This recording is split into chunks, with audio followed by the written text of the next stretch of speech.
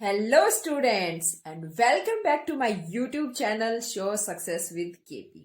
तो आज की हमारी वीडियो में मैं आप सबको एक कहानी सुनाने जा रही हूँ और कहानी है कछुए और खरगोश के बारे में। जी हाँ, आपने ये कहानी पहले जरूर सुनी होगी, लेकिन लेकिन इस कहानी में हम कुछ ट्विस्ट लाने वाले हैं और वो ट्विस्ट क्या होगा? We will change the end of the story. जो एंड आपने कहानी का अब तक सुना है या अब तक आप जो सुनते आए हैं, कहानी का अंत किस प्रकार हुआ है, उस अंत को आज हम चेंज करेंगे विद आवर क्रिएटिव आइडियाज। हम कुछ आइडियाज लगाएंगे कि कहानी के एंड को हम कैसे चेंज कर सकते हैं, how we can bend the end of the story.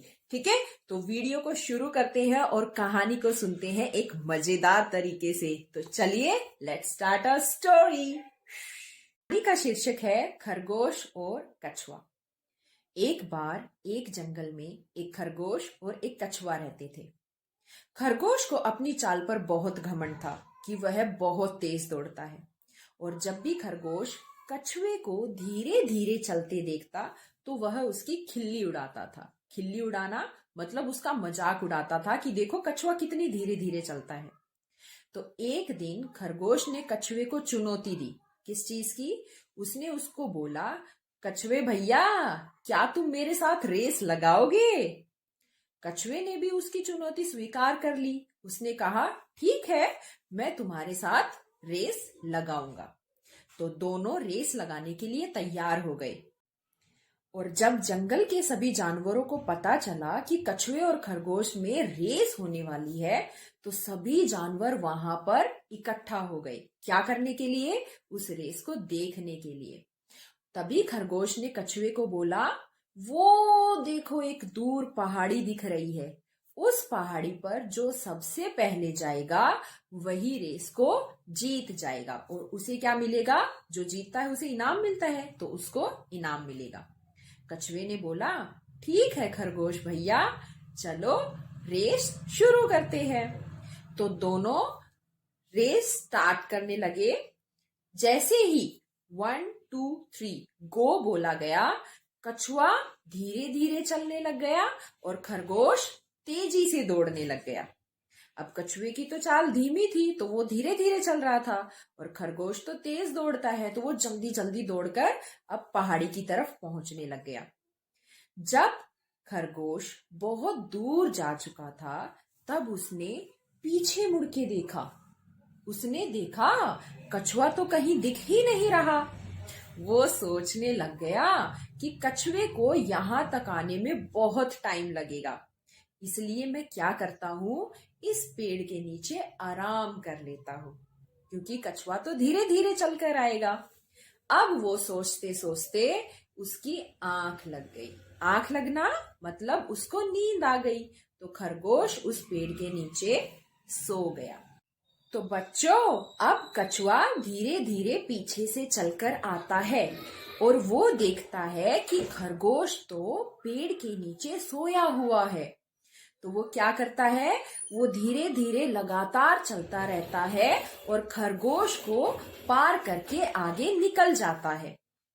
तभी अचानक से खरगोश की आंख खुलती है और खरगोश इधर उधर देखता है।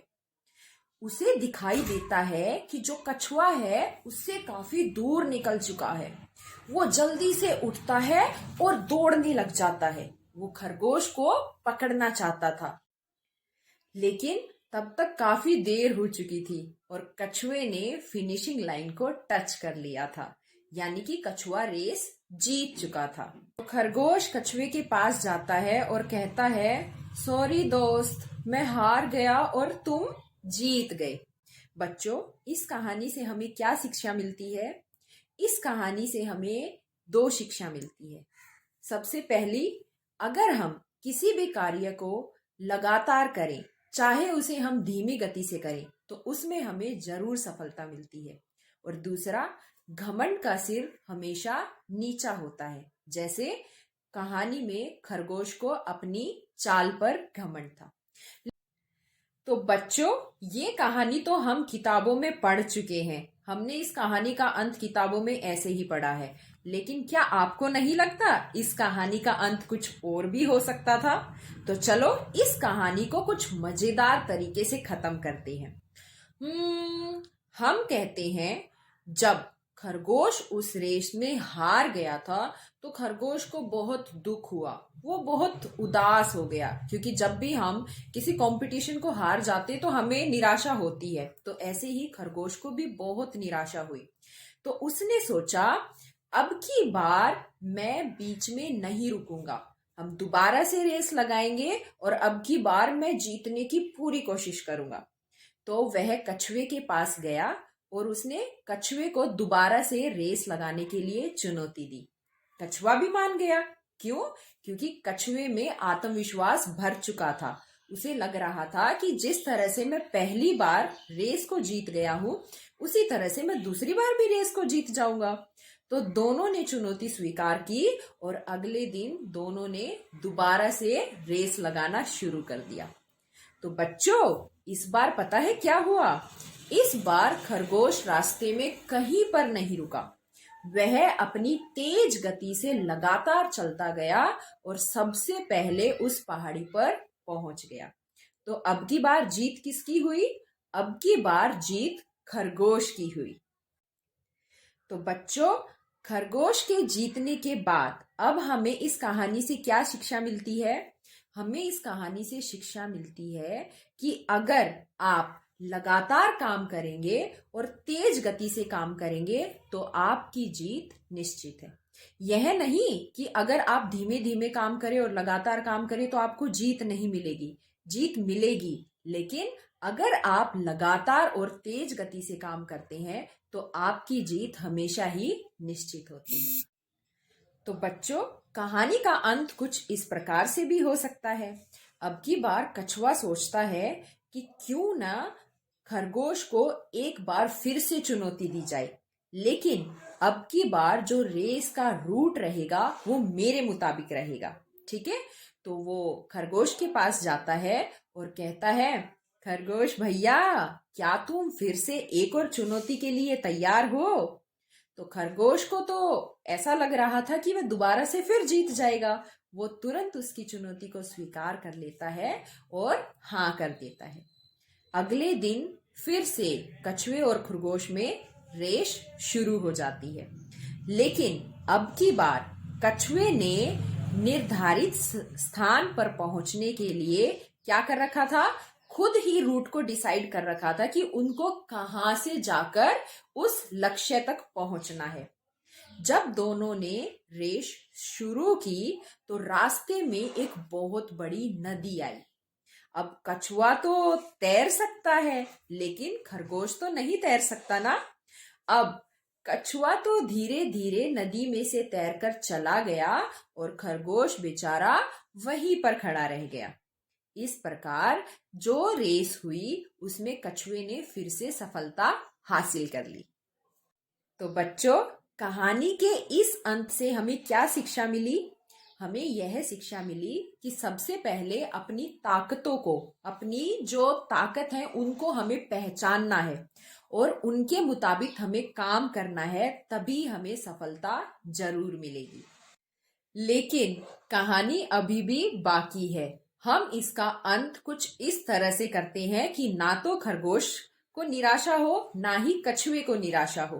तो बच्चों, पता है क्या हुआ? दोनों अब एक दूसरे की ताकत और कमजोरी के बारे में अच्छी तरह से जान चुके थे, क्योंकि उनके बीच में कई बार रेस लग चुकी थी। तो अब उन दोनों ने क्या किया? अब उन दोनों ने अलग अलग प्रतिभागी बनकर नहीं, बल्कि एक टीम के रूप में काम करने का एक दूसरे को प्रॉमिस किया। उन्होंने बोला एक दूसरे को कि हम टीम वर्क करेंगे। अब की बार हमें जीत तो हासिल करनी है, लेकिन अलग अलग नहीं, दोनों को साथ मिलकर। अब रेस फिर से शुरू हुई। दोनों अगले दिन स्टार्टिंग लाइन पर खड़े हो गए और जैसे ही 1 2 3 गो बोला गया तो जल्दी से खरगोश ने कछुए को अपनी पीठ पर उठाया और जल्दी जल्दी दौड़ने लग गया। और जब रास्ते में नदी आई, अब नदी में खरगोश तो तैर नहीं सकता था, लेकिन कछुए को तो तैरना आता था ना। तो अब की बार कछुए ने खरगोश को अपनी पीठ पर रखा और नदी को तैरकर पार कर गए। और जब वो बाहर निकले तो दोबारा से खरगोश ने कछुए को अपनी पीठ पर रखा और जल्दी से दोनों फिनिशिंग लाइन तक पहुंच गए। और अब की बार दोनों बहुत खुश थे। क्यों?